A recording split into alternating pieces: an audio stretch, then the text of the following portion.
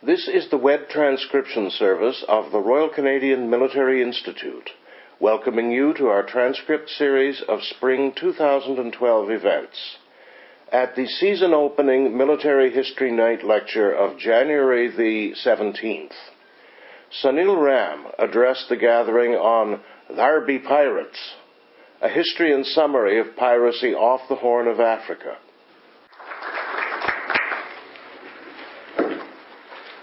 Thank you.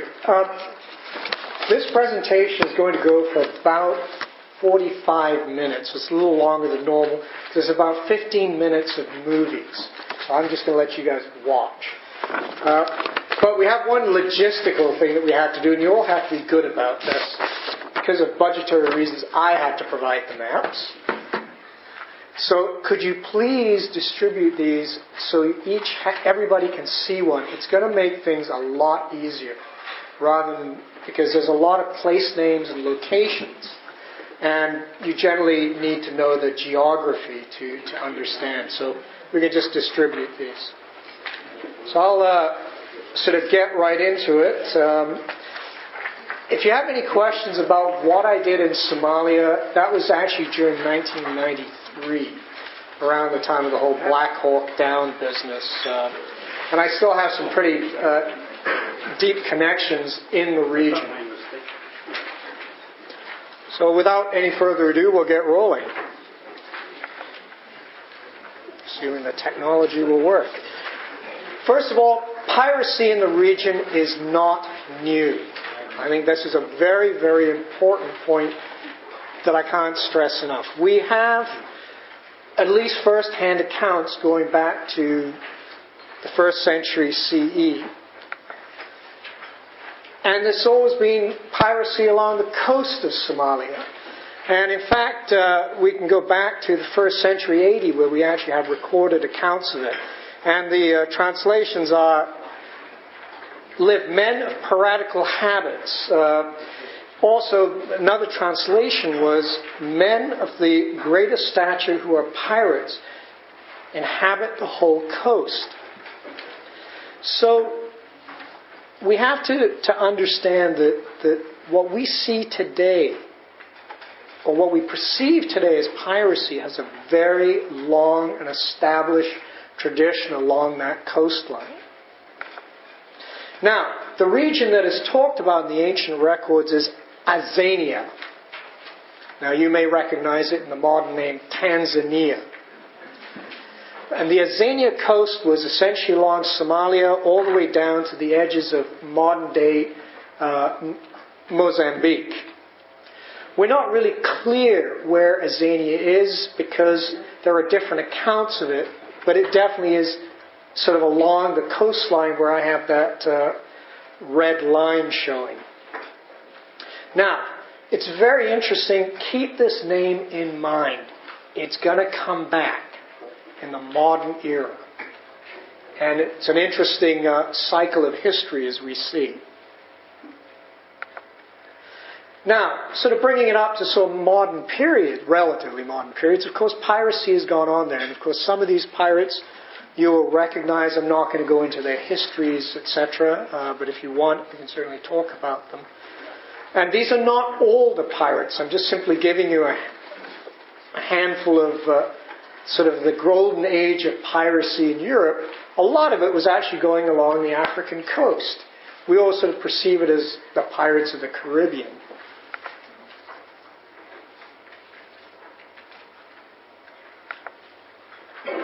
This is kind of what we imagine pirates to be. At least the one on the far right is my version.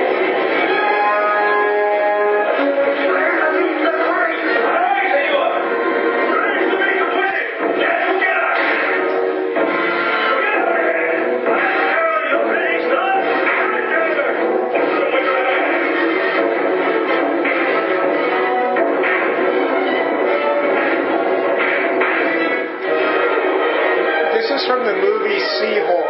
It'll go on for about 4 or 5 minutes.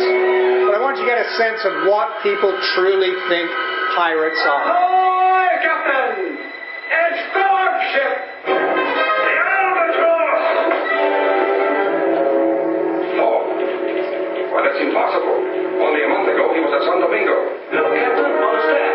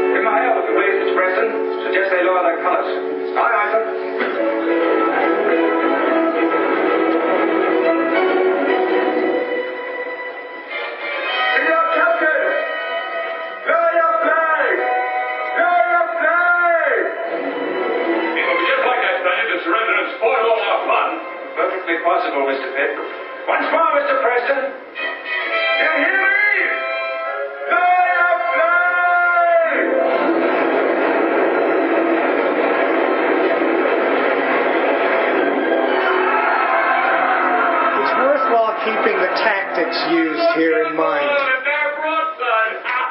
well, Mr. Pitt. Show them how to lower those colors. Aye, aye, sir. Scott, teach him Semitica. Aye, aye. Ready, men? Lay for the foremast and fire on the uproll. Aye, aye, sir.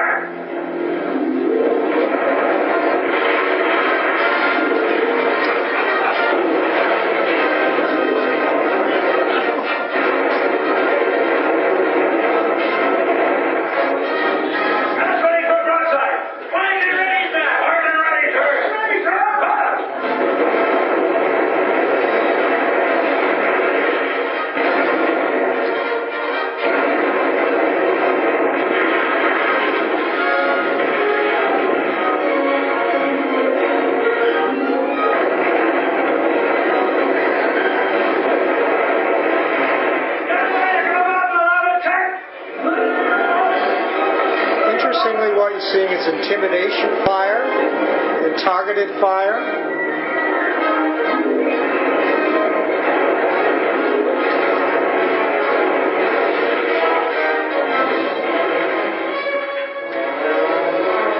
Maneuverability.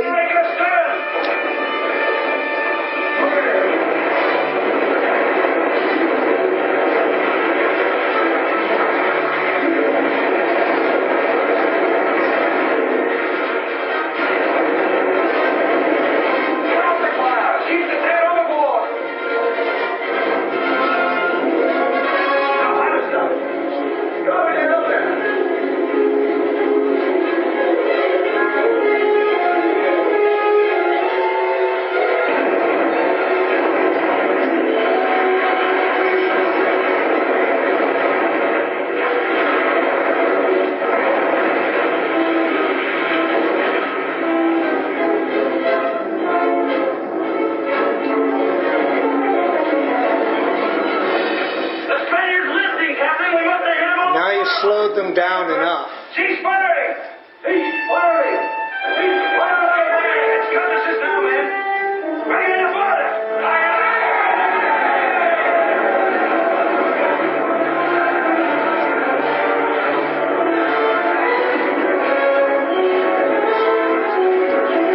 Extra page to get the gold buttons. All the Spanish captains having it. Now, men, nobody come on before I get the word. Is that clear?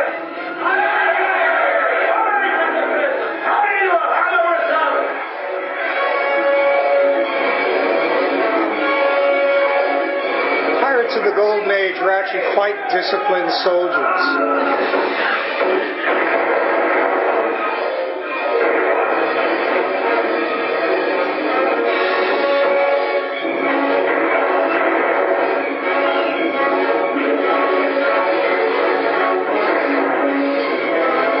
close enough to board the vessel.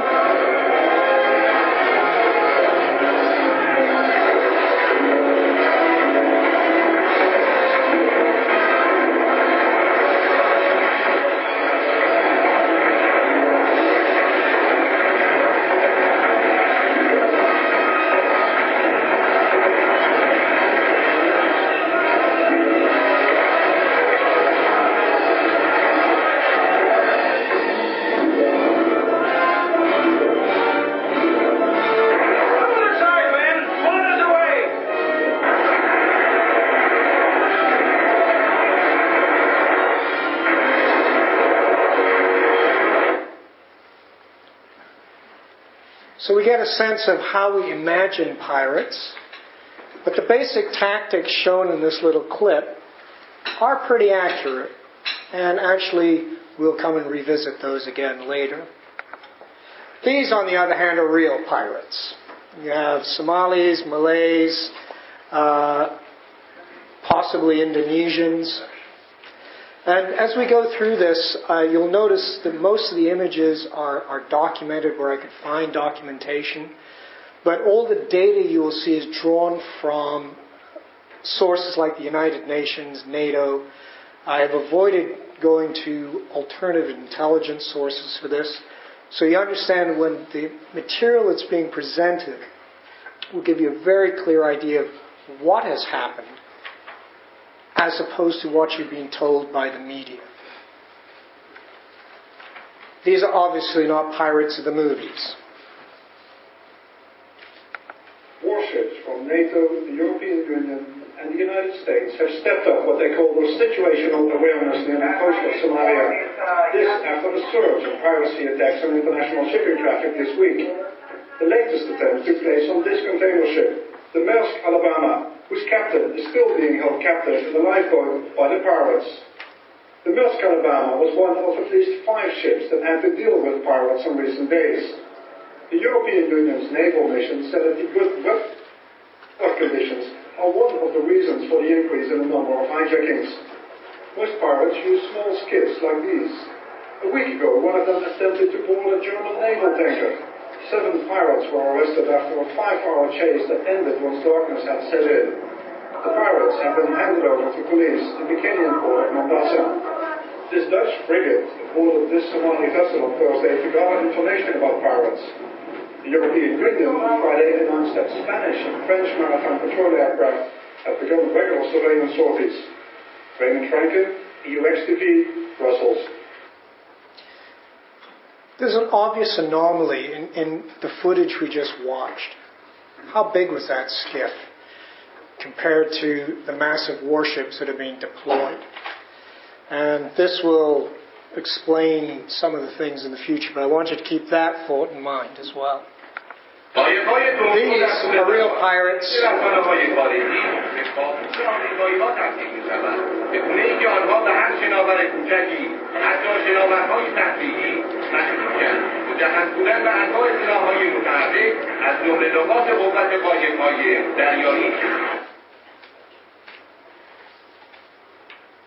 آمریکایی‌ها در بخت سنگینی فرو رفتند. یک نفتکش روسی نیز آماج حمله قرار می‌گیرد. روس‌ها حمل دفاع از صدام را می‌چشند. The footage is a staged attack, I'll tell you this much.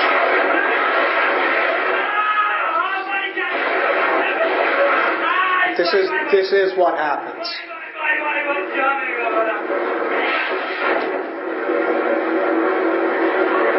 Those are RPG rockets, rocket-propelled grenades being fired at the ship, akin to the cannon fire you saw earlier.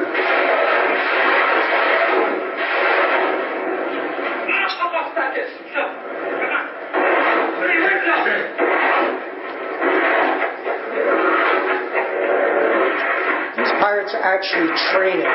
This is a training mission. This is a nighttime training mission.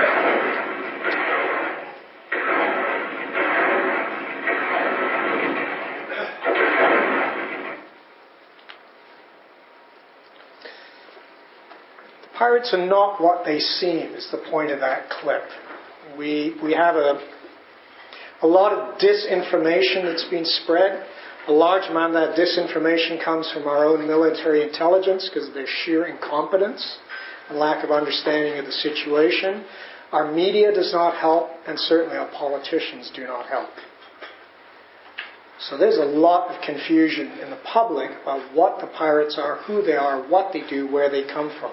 Hopefully we will resolve much of that this evening, at least for this audience. First of all, the origins of the pirates. It's rather important to understand the modern origins. We've seen the ancient origins. The fact is, the European Union, or countries of the European Union, covertly allowed the dumping of toxic waste along the Somali coast. And from all reports, this potentially goes back at least to the 1980s, but definitely from the early 1990s. As Somalia collapsed, the state was unable to control its own shorelines. And what happened was the Somalis themselves at the time were complaining, saying, look, we're getting radioactive waste, hospital waste, chemical waste being dumped in our waters, and Somali populations all along the coast were clearly showing the signs of being poisoned. However, governments ignored this, even though the UNEP in 1992 made it clear this was going on. That's the other aspect is the Italian media in 1997 brought this all up again. That whole story was buried. It certainly didn't see the light of day in North America. Now, the reason we know this happened is when the tsunami hit a few years ago, where did it end up? On the shores of Somalia. All along the Somali coast, radioactive and chemical waste was dumped onto the coastline. And all of a sudden, the truth was undeniable. That the Somalis had in fact rightfully been protecting their fishing waters, as they claimed, against the dumping of toxic waste. This was not a fairy tale. This wasn't some made-up story that the media and the intelligence agencies claimed. Which begs the question, since we already had it documented in the public sphere, why intelligence agencies and the governments were doing these sorts of things. Then there was the illegal fishing. The Somali coastal community's primary source of food is fishing. As it turns out, illegal fishing was going along the coast for decades. Part of the reason why the initial Somali pirates armed themselves is they were actually the local fishermen going out to protect their fishing rights. Now, here's the difference. That is the only unclassified image I could find of a trawler illegally fishing. Now look at that trawler. And look at the Somali skiffs. There's a big difference. Now why do I know this is going on? Because I was one of the people in the early 1990s who helped to negotiate a settlement along that coast. It never happened. In which we were going to bring in fishing fleets legally to fish off the coast to supply food to Saudi Arabia. This would have balanced out some of the issues in the region. So there's no question the Somalis had a case because people were already illegally fishing off the coast. Again, in a lot of NATO documents, a lot of military intelligence documents, they kind of blow this aside. They claim this is an excuse. It's not really true. Obviously, Somalia is a failed state. And this is a political map of 2009. You have the Somaliland Republic to the north. That's the flag with the black star. Puntland, that's the flag with the white star. Guladong, I can never pronounce that one. That's sort of a pseudo-state. That's with the crescent moon. And to the south, the gray area, that's sort of the Al-Shabaab area. You always hear about Al-Shabaab. That's all you ever hear about. You don't hear much about the rest of Somalia. The north, the Somaliland Republic, and Puntland are actually relatively stable. And they always have been.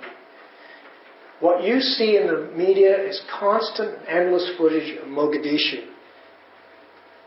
And Mogadishu is down towards the south. Canadian troops were in Kismayo, down in further south, in fact. So what we have is, again, a great misrepresentation in the media of the geopolitics of the region. Now, to bring this up sort of as current as I could get it, this is 2011. It's May 2011. Events are very fluid there. This map is probably no longer accurate from when I first used it. As you can see, Somalia is fracturing even more. And remember we talked about Azania?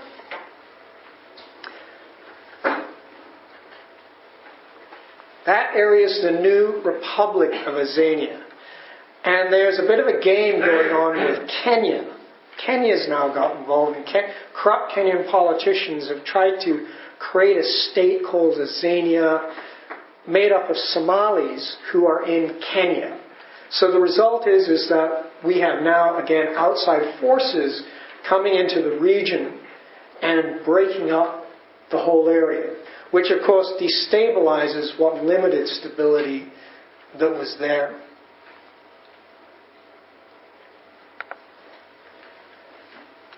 Really, the only important number is the red number in these maps. These are UN maps, actually. They stopped producing them because they started to scare people. The critical point is the number of reported incidents of piracy with 33. The other number to keep track of is the number of people killed, because there's a distinct incident that changes everything on that front. By 2008, it goes up dramatically.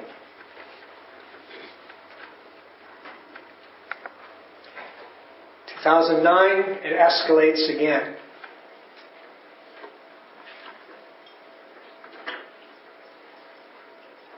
Pirates, by the time of 2009, and now actually 2007, 2009, are operating approximately 1,000 nautical miles off the coast of Somalia. That's a huge distance. Keeping in mind, they're in skiffs.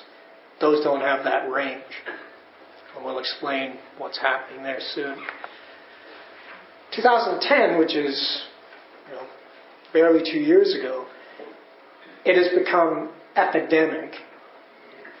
At this point, almost 40 to 50% of piracy worldwide is occurring in the Gulf of Aden and off of the Indian Ocean coast of Somalia, going all the way down into the Straits of Mozambique.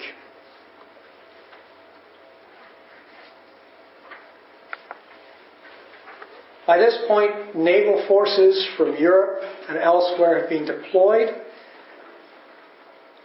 And these are the figures for late December 2011. Those are the most current figures I had.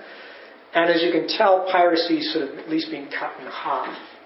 But still, with that massive naval force there, you're still getting 231 incidents and, averaging around about 2 hijackings a month, which is very substantial on a global scale. What you notice, though, is since 2009, you notice people were starting to get killed. The Somali pirates never killed anybody. This is a very, very important point, because that wasn't in their business model. People certainly occasionally died in captivity because of lack of medical care and isolation. These are the hostages. However, after the gung-ho U.S. rah-rah-rah, let's shoot the pirates incident with the Navy SEALs, which was splashed all over the media, the pirates at that point said, fine, we'll start killing people. If you're going to shoot us, we'll shoot you. That was a paradigm shift in the piracy. The pirates still, for the hundreds of people they do actually take hostage, don't kill that many. But that number is growing. And that can be directly related to the heavy-handed response of the United States. And again, a military option is probably the worst option in this scenario, because the pirates always have the upper hand. As you can tell, here's the range that we can see that they've grown. From 2005 to 2010, 2011, they're actually a little further out. We're now talking the coasts of India, essentially. And if you look on your maps, which show the whole Indian Ocean region all the way out to, I think, Malaya, you'll notice the blue, highlighted blue lines. Those are the main sea lanes through the region. And the big blue circles are major ports. So we're now talking a threat to the major energy corridors into Asia.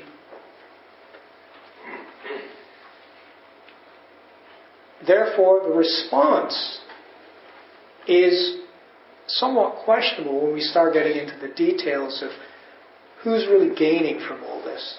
We'll soon discover it's not the pirates. This is the impact on shipping. The left-hand map is if you're a sailboat.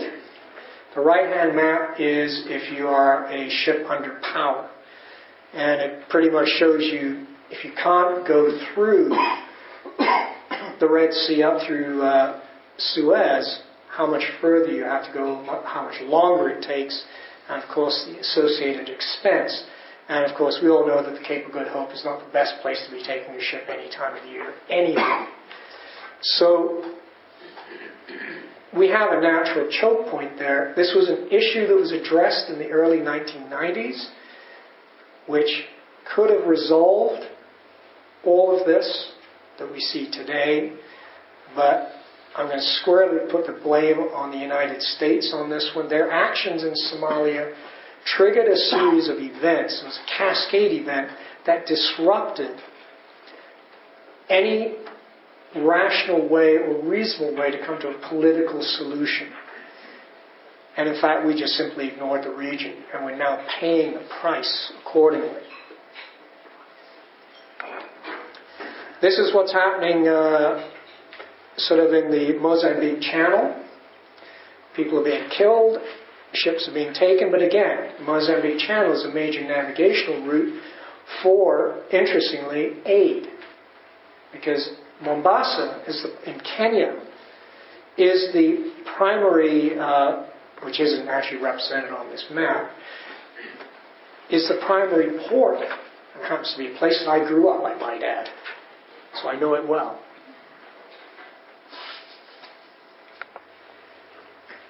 There's been a generational development for piracy. The first generation were originally the fishermen.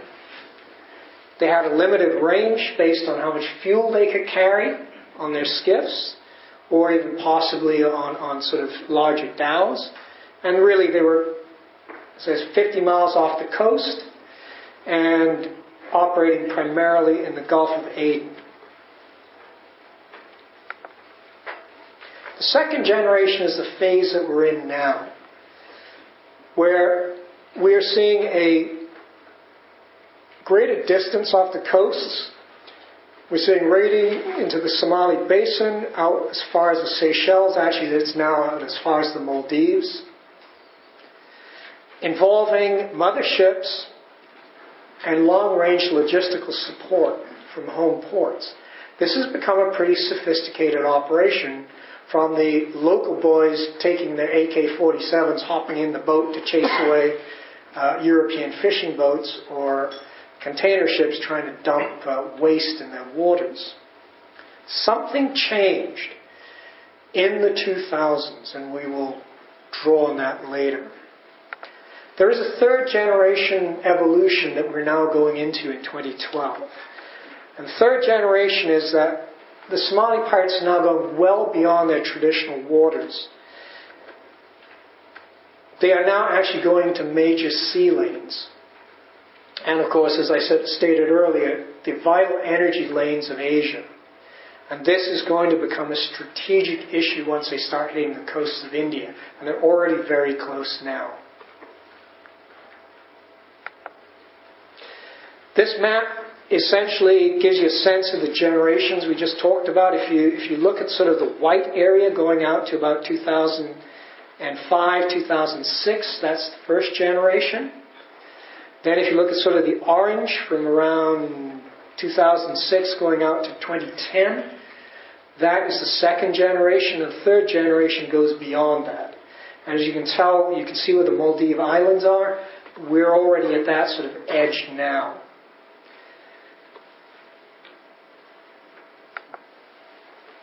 So who are these pirates? You know, we keep talking about them. I've shown you pictures. We've seen rocket-propelled grenades. Who are these guys? Where did they come from? As it says, a limited number of experienced seamen. They predominantly are the actual fishermen. And unlimited soldiers. Soldiers being in quotes, of course. The local boys who don't have any work, who are uneducated, are being handed weapons and put on boats to do the heavy work. Generally, they're all organized along clan lines because the origins of the fishermen, of the pirates, were the fishing communities. And along that lines, of course, they tend to know each other. And this is actually drawn from NATO and EU intelligence. When they started questioning these guys, it became pretty obvious that everybody on the boat knew each other. And there's a combination of old and young. The ages vary quite a bit. Now, I bothered to bring in the linguistic issue here. The fact is how the pirates perceive themselves. They still see themselves today as the Coast Guard. Obviously, if they're ranging out to the Maldive Islands, it's got nothing to do with Coast Guards. So it's an interesting sort of discussion that goes on. Where do they come from? The majority come from Puntland to the north, along the coast. It's a very, very remote region. I don't know, anybody who's been to Somalia? Along that coastline, has seen it? It's hard to get from the coast inland, because it's just desert rock, essentially. They're pretty isolated communities. They're mainly from fishing villages. There's a couple of little black arrows on that map. These are two more pirate locations, which weren't on this map. They are now starting to recruit inland because business is so good. They don't have enough fishermen, and they certainly don't have enough soldiers, and that's the key issue. They don't have enough security guys on the boats. And obviously the presence of NATO and the EU and other international naval forces has started to eliminate certain numbers of these pirates. Either they're getting out of the business, they're getting killed, or they're getting captured and arrested. And obviously a certain percentages will simply die on the high seas. When you see the kinds of boats they're in, you'll understand why. The map is worthwhile looking at because it tells you where the ships that are being hijacked are being held, where the majority of people or the hostages are being held, and the bases that they operate from. So it's not a great surprise to anyone. We know where they are. We have access to them. We fly reconnaissance flights over them all the time. Which again begs the question, why is this not being resolved? Pirate tactics. Again, we see a lot of footage. That's why I showed you that footage from the EU earlier. This is a pretty famous picture from AP that does the rounds on the internet. It's everywhere. It took me about 3 days to find its original source because I was curious. It's actually a series of snaps of the rather brazen attitude of the pirates because they know you can't do much to them in their waters. It's hard to deal with them because each group has varying capabilities, patterns of operation, and therefore we cannot offer a generalized military response, which of course is exactly what the Navy is doing pretty much, because that's how militaries operate. Most vessels under attack have about 15 to 30 minutes between the first time they see the pirates and when the ship is boarded and attacked. That's not a lot of response time. One of the key aspects of that is forward support. The pirates realized that to get to these ships, they had to be able to have forward bases, essentially. So what they were doing was to go deeper into their raids along the Gulf. They started making makeshift bases in places like Yemen, along the isolated coastlines, wherever they could find a place where nobody was going to bother them. That extended their ranges quite dramatically. Now, again, clearly we're no longer dealing with fishermen protecting their fishing grounds and sea lanes. This starts happening again around the mid-1990s. And certainly we see this expanding dramatically in the 2000s. So again, when we look at the time frame of change of tactics and objectives, we have to look at that period. Something is changing in the larger geopolitical sphere. The key tool they use are skiffs. And so I've given you some very nice picture from NATO, if I recall. Some idea of what these skiffs are like. They're open boats, so you can see why in a storm, a major storm, pretty much these guys aren't going to make it if they're on the high seas. These are coastal fishing boats.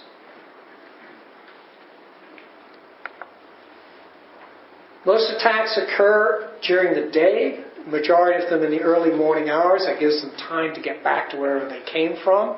We'll get back to their motherships, which we'll discuss in a minute. The attacks involve 2 or more skiffs. Rarely will you see one. And they're going around 25 knots, so they can pretty much take on any kind of major cargo ship.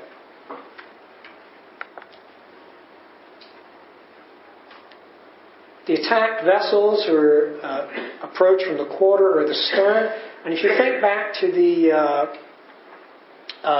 image or the footage I showed you of the RPG attacks, the rocket-propelled grenades, essentially what they will do is they'll come towards a ship and they'll RPG it. And actually, if you look, there's a lot of TV footage of ships that have survived where you'll see the rocket strikes.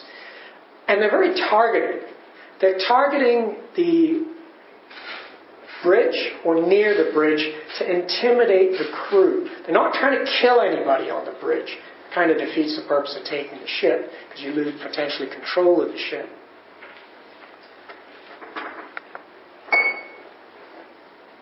When they get close, they have light ladders. If you look on the pictures, you see the orange tarp and the other upper ship, you can see the ladders there.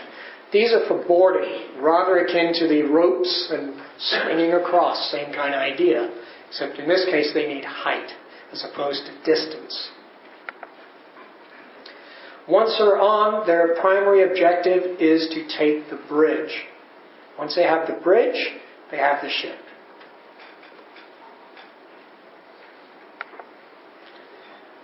A key aspect of the extended range that they have developed are motherships. And here you'll see different variants. The bottom right picture, the EU-NATO picture, that's a dhow. This region is full of those dhows. And it is pretty impossible to tell the difference between a mothership and a legal dhow transporting goods or potentially fishing. You'll also notice the way they work is they attach their skiffs. The mothership provides the resupply of food, fuel, munitions, and soldiers if anybody's lost along the way.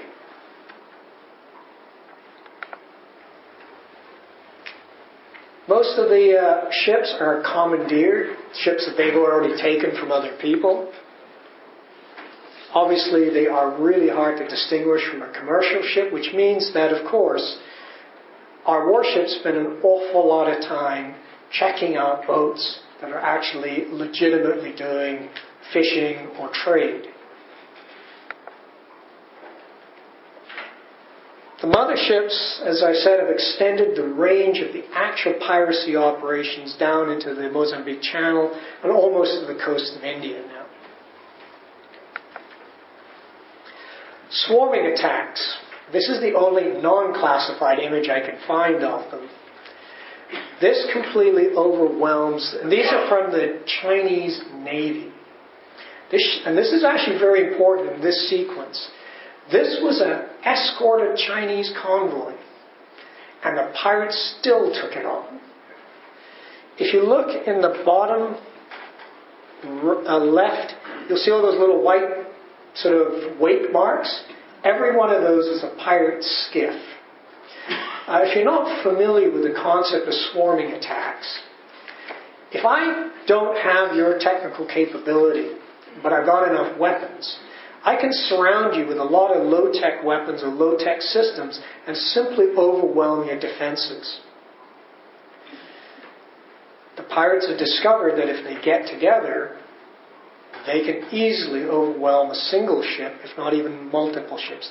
This was actually a Chinese convoy that was attacked with Chinese military air and naval escorts.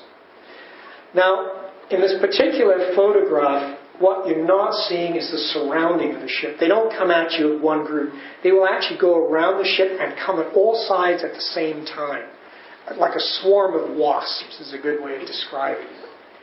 And in the top right-hand picture, you can sort of see that swarm forming around this particular ship.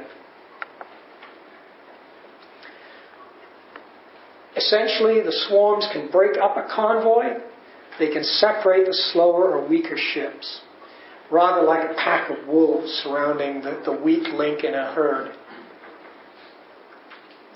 which also eliminates, as you'll discover, using convoys because they don't work so well.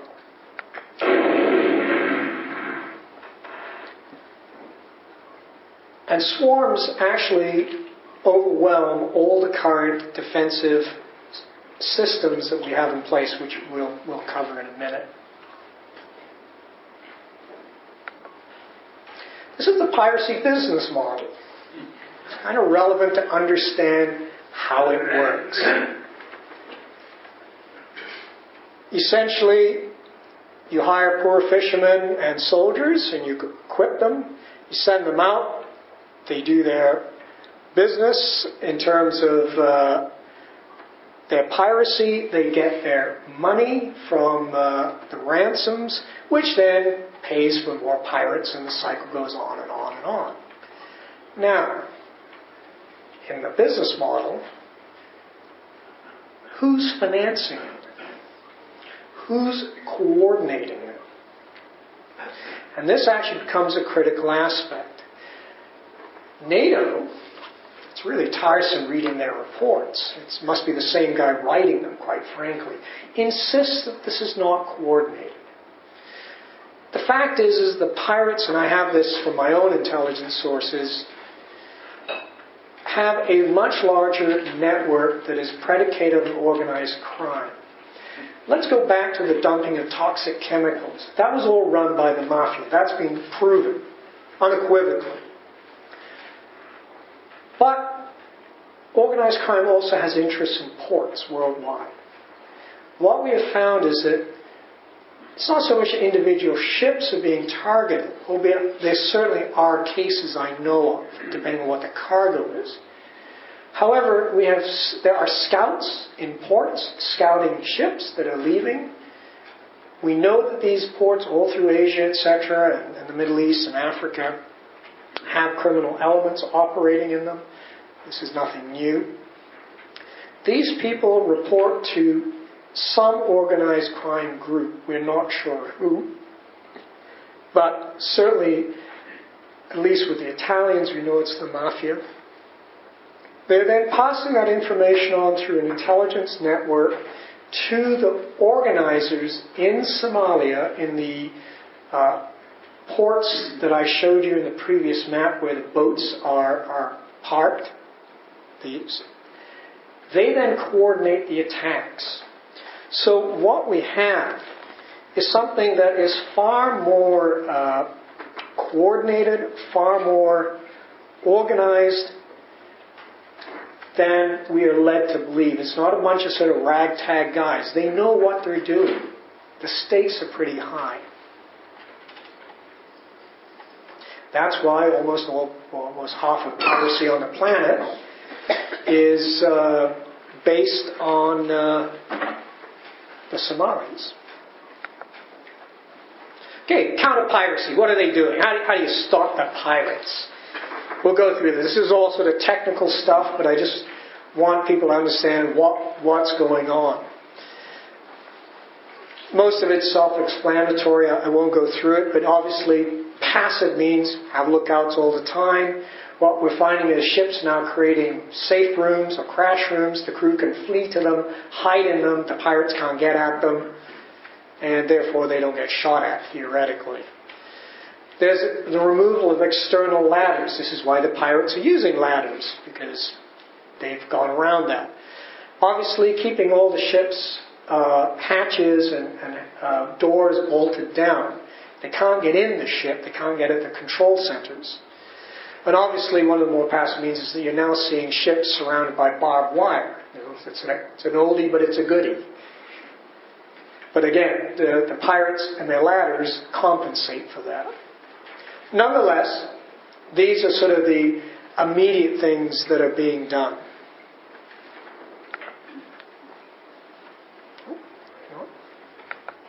Oh, hang on. Had a technical error there.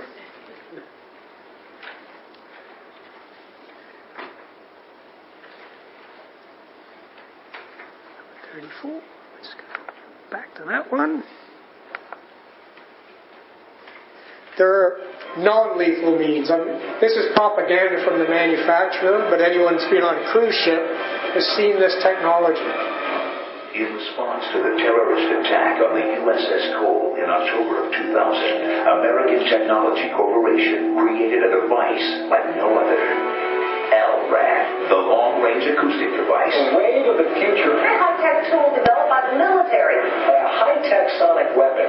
Long-range acoustic device, or an LRAD. Remember that picture I told you about? There it is again. Or LRAD is like an audio spotlight. When you're standing alongside of it or behind it, you can carry on a normal conversation, but get directly in its beam, and the sound becomes almost painful.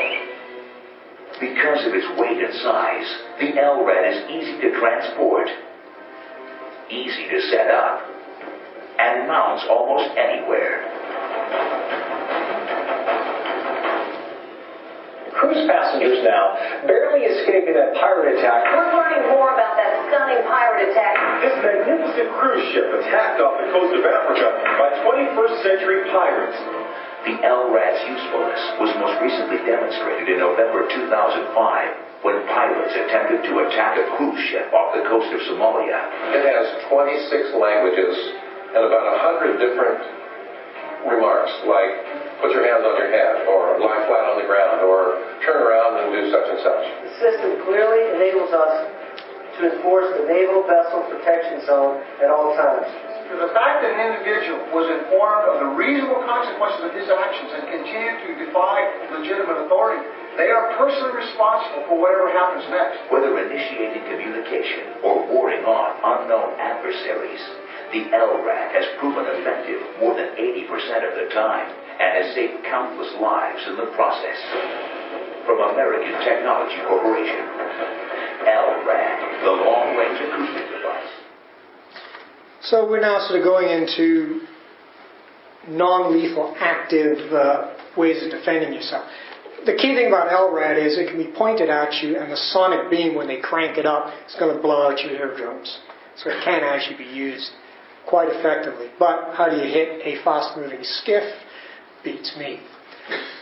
Now, the other thing that they got into is using the firefighting equipment on the ships as essentially a means to blow the pirates off. hosing them down, water cannons. In the case of the ship shown there, that's actually a NATO photograph. The ship was still taken. It was carrying palm oil, as I recall.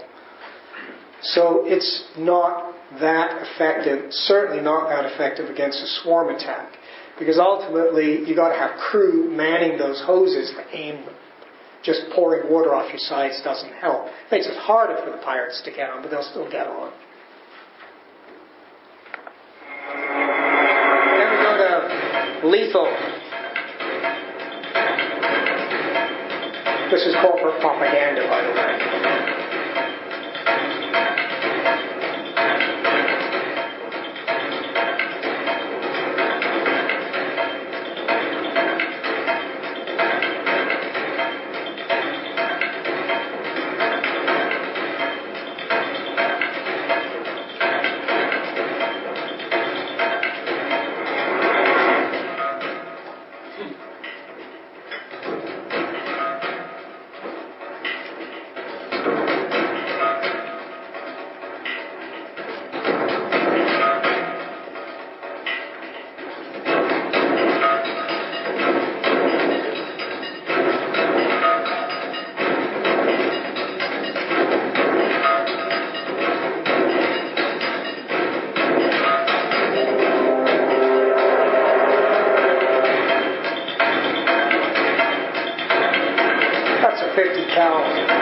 Sniper rifle.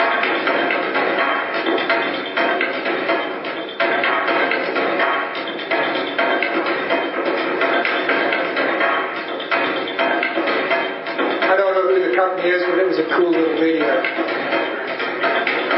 But it raises the critical point that there's an escalation that's going on. There's clearly a lot of energy and effort being put in on our side to stop what is essentially still a relatively low asymmetric attack.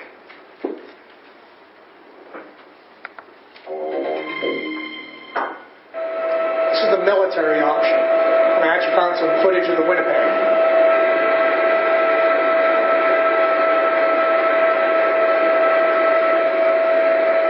The key thing here is air. But once they see a pirate, they got to chase them down.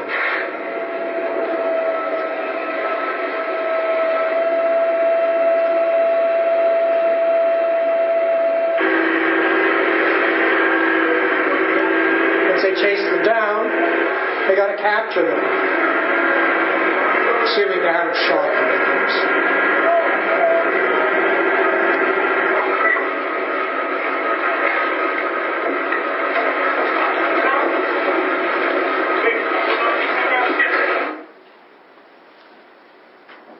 Again, a very, very costly process. You're committing a full warship, it's air complement, and it's either marine complement or boarding party complements to capture what? One skiff?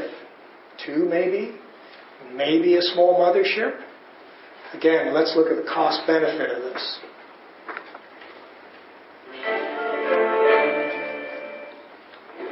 A gang of suspected armed pirates surrendered to the British Royal Navy following a pursuit through the Indian Ocean. The vessel was one of two spotted by a Spanish patrol plane that is part of the EU's anti-piracy force in the region. According to Spain's Ministry of Defence, the pirate vessels were attempting to capture a merchant vessel in the Gulf of Aden. The Royal Navy's HMS Portland gave chase and the pirates surrendered. Upon capturing the vessels, naval officers found grappling hooks, rocket-propelled grenades, machine guns and ammunition on board. HMS Portland then blew up one of the pirate vessels. Note the amount of shells are already there. But despite the deadly cargo, the 10-strong crew on board were released owing to apparent insufficient evidence. And you saw Reuters. That last statement is very important. Released due to insufficient evidence when it was pretty clear what they were up to. You don't have RPGs on your boat and grappling hooks if you're going fishing. That's a very special kind of fishing, of course. So, also look at the expenditure of munitions. the amount of rounds that they fired off from that autocannon was more than the value of the boat that they took out. And that boat was probably stolen anyway, so it didn't cost the pirates anything. Fuel, maybe. So again, there's a cost-benefit analysis that has to be considered in the equation of using large warships, high-tech solutions for what is essentially a low-tech problem. Somebody's making an awful lot of money here. The question is who? And as the two points show, they try to create corridors so that warships can be within range of all the ships going through the corridors. Problem is, if the merchant vessels themselves don't contact quickly enough, remember that 15 to 30 minutes at a time range we're dealing with, the warship can't get there or the air asset can't get there in time. And the other thing too is that they've tried convoys, they don't work because the swarming attacks are able to get around them. And ultimately it doesn't actually remove the threat. I think if anyone's familiar with World War II and you think back to the E-boat type attacks the Germans used, same kind of idea. Swarm a big warship with a lot of torpedoes with a little boat. What we're actually dealing with is what is now being termed the fear-based economy. I didn't come up with this. This is actually a very interesting analysis called the economic cost of maritime piracy. Look at how much the pirates make in all this. Less than 2% of the total cost of an anti-piracy operation is actually the money the pirates are getting. The big winners here are the insurance companies, the military companies who provide the arms, the private military contractors, and to some extent the actual military organizations of nation states who get to justify very large budgets for a whole whack of technology used against essentially wooden boats. So,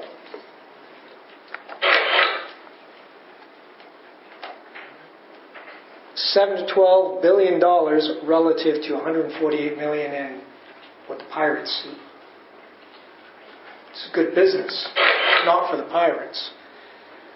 As I said, less than 2% of the annual estimated costs actually go into the hands of the pirates, and it's not actually going into the hands of the pirates who do the piracy. It's going into the criminal gang lords who are actually operating at a much higher level. Essentially, the people who are supplying the fuel, the munitions, and the intelligence.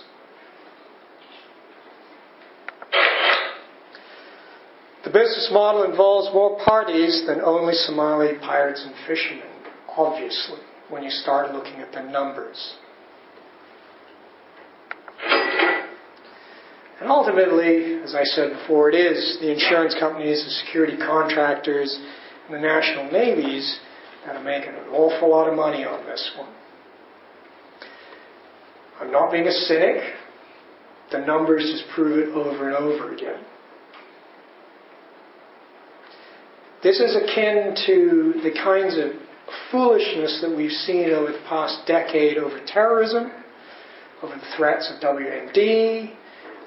All the rhetoric that we hear from our governments are simply not borne out when we actually deal with the hard figures. The hard figures you were never told on national television. You're shown wonderful footage of boats being shot up by multi-million-dollar cannons, and helicopters flying all over the place, and on warships doing wonderful things. The reality is simply not that.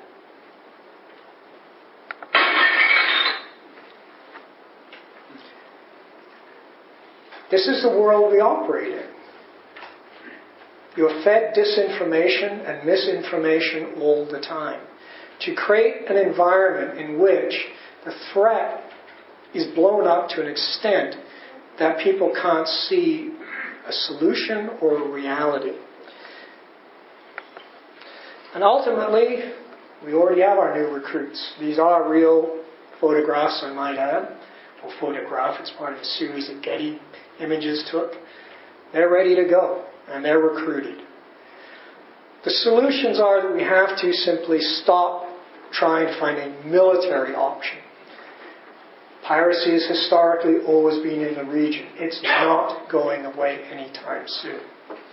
What we actually have to do is resolve the political situation in Somalia. We need to stabilize it without using military means. We have to stop pumping this ridiculous rhetoric that we get from the United States predominantly about terrorists. And we have to stop supporting illegitimate regimes in the region, which we tend to do all the time, or sending in proxy forces like the Ethiopians to supposedly stabilize the legitimate government, who is probably as illegitimate as Al-Shabaab or anybody else. There were solutions. They have all been quietly buried because there is far too much money being made by corporations on the insurance front primarily. Therefore, no solutions are really offered, and we are now in a sort of Mobius loop of events where we chase the pirates with our big warships, we run around and we shoot a few, but remember that comment? There was no evidence, so they had to let them go. That is a clear indication that at a much higher level, this is just simply intelligence analysis, that there is no political will to stop this because there are lobbying forces out there that want this little game to continue as long as it can. Thank you so much for bearing with me, and if you have any questions, feel free to ask.